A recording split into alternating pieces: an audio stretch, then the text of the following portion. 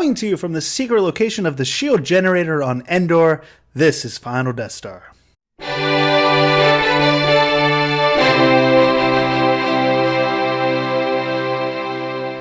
Well, we have all heard the numerous rumors on the ever-growing cast for The Mandalorian Season 2.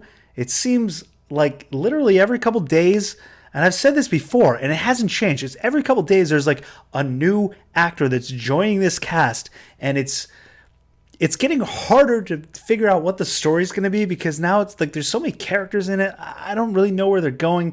You know, I'm still excited for it, and it's Filoni and Favroni, the San Francisco treat. If you remember Rice-A-Roni, you'll get that joke. It's cheesy. But anyway, but now we've got a new actor, so I'm still excited for this, but I do have my worries that they're going to be trying to put a little too much into this movie or into this series, and it's going to be kind of oversaturated. But regardless, the hope is still there, and because I liked season 1 a lot. I thought they did a good job. It was a minimalist story. It focused more on the characters. And I mean, even, I just did a video on Mark Hamill's reaction towards Mandalorian Season 1, and even he said it's more in the vein of like what George wanted for Star Wars. Minimalist story, more focused on characters. And now with Season 2, it's like there seems to be so many actors and so much going on that I hope they don't go away from that, because focusing on the Mandalorian and Baby Yoda, the child, was a good, their relationship was a good central focus, and everything else kind of revolved around them, but that was the core there. And I'm hoping that's still going to be the case, although I don't know where they're going to go with that. But, now we've got Ahsoka, we have Sasha Banks, which, my theory is it's Sabine. I don't know that, but it's my theory. So this is the newest actor now to have joined the cast. He's a great actor. I'm actually very excited that they have announced him. But it in one hand, it lends... I have a little bit of worry of where they're going, where they might go with this. But on another hand, I think it might validate another one of my theories. So we'll get into that in a second here. But this is coming from slashfilm.com, and it's exclusive. Timothy Olyphant will wear Boba Fett's iconic armor in The Mandalorian Season 2. So already, raises some questions, because we know Temuera was hired, and the assumption was that, he was going to play Boba Fett, because obviously he is the actor who played Jango Fett, and being the clone, and, he's about the right age of how old Boba would be, 5 years after Return of the Jedi. So this, it kind of throws a little wrench in that theory here. But on the other hand, it might validate one of my other theories. So let's get into the arc here. Last week, it was revealed that Justified and Deadwood star Timothy Olyphant had been cast in The Mandalorian Season 2 in an unknown role. Olyphant's casting is a story we've been chasing and trying to confirm for months now. And while we didn't get to break the news, we do have some juicy information to add regarding Olyphant's Mandalorian Season 2 role, which established Star Wars Universe character Timothy Olyphant playing in the upcoming season. And why is he wearing Boba Fett's iconic armor? Here are the details. Now, he's a great actor. I have liked him in pretty much everything I've seen him in. He always stands out. Even when he's a minor role, he stands out. So I am very happy that he's being cast in the show. But, the reports are he's been wearing Boba Fett's armor in some of the scenes. So that, it's why is he doing that? Well, here we go. Our sources have confirmed to us that Olyphant filmed scenes wearing Boba Fett's Mandalorian armor for the upcoming second season of The Mandalorian. That might sound confusing, because earlier this month it was reported that Temuera Morrison, who originated the role, Jango Fett, Boba's clone, has been cast as Boba Fett. So what's going on here? If Morrison is playing the role of Boba Fett, then Timothy Olyphant is playing an enigmatic character named Cobb Vanth. introduced in the Chuck Wendig's novel Aftermath. So, Chuck Wendig wrote a book, and in this book, he explores this character that is basically a scavenger, kind of takes the mantle of Boba Fett. The Jawas somehow find Boba Fett's armor after it's been spit out of the Sarlacc pit. Boba Fett apparently still dies, but his armor gets, regurgitated back out. The Jawas find it, and then this guy, Vanth, comes along and buys it from the Jawas, puts it on, and basically assumes the role of Boba Fett. But it's not the actual Boba Fett. So, now that is technically now Disney canon. Because, despite Kathleen Kennedy's remarks of not having any source material to use, they do have to still, I guess, adhere to the books that Disney authorized after they bought Lucasfilm. So this would go in line with that. Now I'm not crazy about the whole idea. In the EU, Boba Fett does come back. He uses his jetpack and jetpacks his way out of the Sarlacc pit.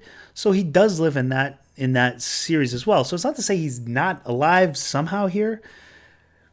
But in keeping with what they've established in the Disney canon based on the book Aftermath, they're kind of following that logic of this guy Vanth who's taken the armor. Somehow he found the armor or bought it from the Jawas. So that's where they're going with this, right? Now, very little has been revealed about Vanth's backstory, only that he was once a slave, as evidenced by a star-shaped scar carved into his back, signifying ownership.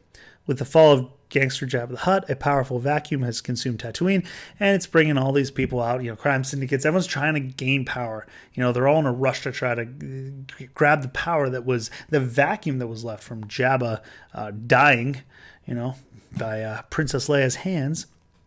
So that's kind of where they're coming from. Now, there's this iconic scene here from, iconic scene that might be a little heavy, but for at least for season 1, it was a standout scene where the gunslinger episode where the mystery stranger is walking up to the dead body of the bounty hunter. And, he's got the spurs on here. He's got the cape. And interestingly enough, he's got the Boba Fett little music that plays in the background, which was the same music that they used when Boba Fett entered the scene in Empire Strikes Back, where, we would be honored if you join us, to Han and Leia and Chewie, the famous dinner scene there, where they have a nice meal, a nice family meal. I guess it was a family meal. We didn't know that at the time, but it was, because Leia was there as well. So they have that music, so it kind of insinuates that it is Boba Fett, or maybe it's this guy Vanth who's in the Boba Fett armor. It's hard to say right now. So that's basically the gist of the article. Now, my theory is that Temuera was brought in to play not Boba necessarily, but Rex, because I think that they're really trying to push as much Rebel stuff, Clone Wars and Rebel stuff, into Mandalorian as they can, and we know that Rex survived through the Battle of Endor. He was there, that's now canon because of Rebels, the finale. There's a little voiceover that Sabine gives, and she says Rex fought in the Battle of Endor, so we know he survived. And now they retconned the one scene where there is a soldier that kind of looks like him, or they could play him. So they have made that Rex, so we know he survived. We know Ahsoka's going to be in it. I have a feeling that Sasha might play Sabine. I don't know this for sure, but I'm getting the feeling that Sabine's going to be in it too, because that's where Rebels ended off, and Rebels ended off at the same basic time period that Mandalorian takes place. So I think that Temuera might be playing Rex. Yeah, sure, he's going to be older. They're going to have to age him a little more. And I don't know this for sure. Maybe he will play Boba. Maybe somehow they'll have Boba survive, but also have Timothy have the armor, and there's going to be a little, fighting back and forth with those two. But my theory is he's playing Rex, at least. So now with this, with this news of Timothy playing Boba, that could lend credence to the fact that Temuera's playing Rex. Anyway, I know it gets confusing, but hey, what do we know? All we are, like these guys said, all we are is dust in the wind, dude. So We can't really say more than that now, can we? All right, guys. Well, I do want to bring one other thing. Being part of the Phantom Menace, we do like to support others who have projects that, independent projects that they're supporting on their own, they're funding on their own, they use crowdsourcing, they're not required or reliant on the Hollywood major studio film system to get things done. That's part of this whole movement, is we support each other and so forth. And I do have a friend here who is he's been working in Hollywood for a while. He actually worked on The Mandalorian season 1. He's worked on Marvel films. He's done a lot of big budget films. He works in special effects, and he has his own film production company as well. He produces his own independent films, and he's doing one right now, a documentary on saving the sea turtles. So I just wanted to kind of promote this a little bit and let you guys know about it, because it's a really cool thing and it's a great cause. It's the Sea Turtle Rescue documentary. It's about the Loggerhead Marine Life Center. It's a nonprofit scientific research and education facility focused on ocean conservation, located in Juno Beach, Florida. It specializes in the treatment and rehabilitation of sick, injured sea turtles. Once recovered, these elegant creatures are released back into the wild. Now, the film is going to cover some of the it's my award-winning producer and director friend here. He's going to cover the stories of some of the people who work with these endangered sea turtles and rehabilitates them, and it goes over their story. So he's funding it himself. It's he's he's working with a nonprofit, so there's no money attached to it. He's just doing it himself. So, I just thought I'd let you know that if you are interested in helping. I mean, they're pretty good. They've got $2,275 of the $3,000 goal right now. So they're really working their way up there. And, I think it's something that's a worthy cause, and looks like they'll probably get there. So if you guys want to help out, help some sea turtles. My first pets I ever owned were turtles, my brother and I. So, I'm a little partial there. Plus, I'm a big Ninja Turtle fan. So, hey.